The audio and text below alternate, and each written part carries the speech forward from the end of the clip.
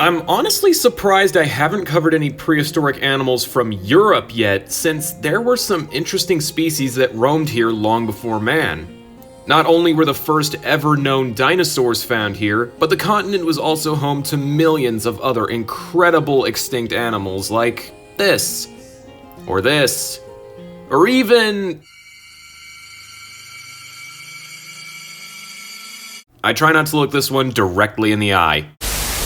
Weirdly enough, the species I'll be covering in today's video actually did cross paths with humans several thousand years ago.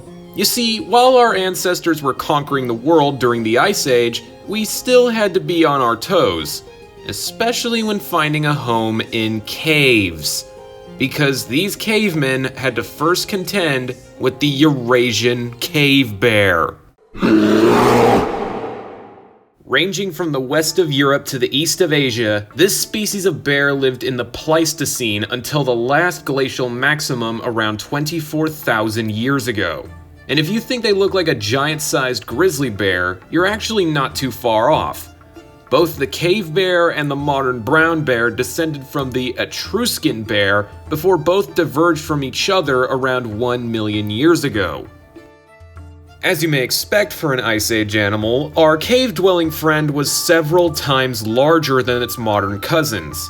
The average weight for a male cave bear was anywhere from 350 to 600 kilograms, and there are some specimens that could weigh up to 1,000 kilograms.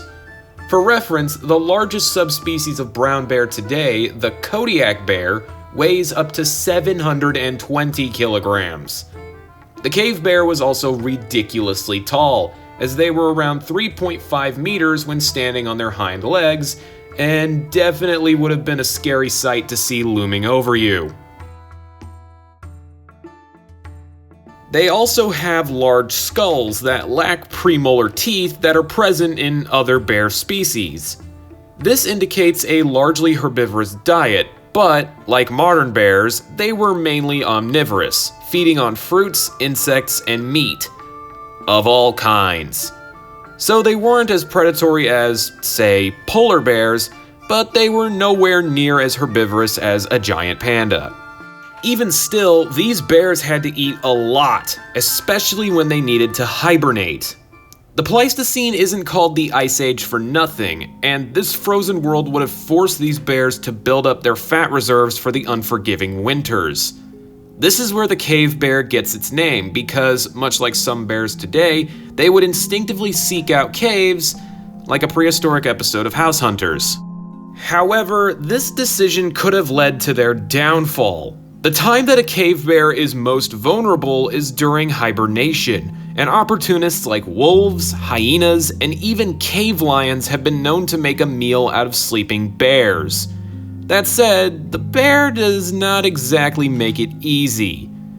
Cave bears aren't perfect for traveling through caverns either, as their bones show evidence of fractures and a whole freaking list of injuries caused by a fall or tumble. So these bears struggle to live in what they're arguably best known for, like people in Florida. Of course, like a lot of the Pleistocene population, cave bears were not safe from the worst species on the planet. Humans were the apex predator of the Ice Age, and nearly everything was on their grocery list. Cave bears weren't safe either, and there are numerous archaeological sites that show a high level of ursine slaughter.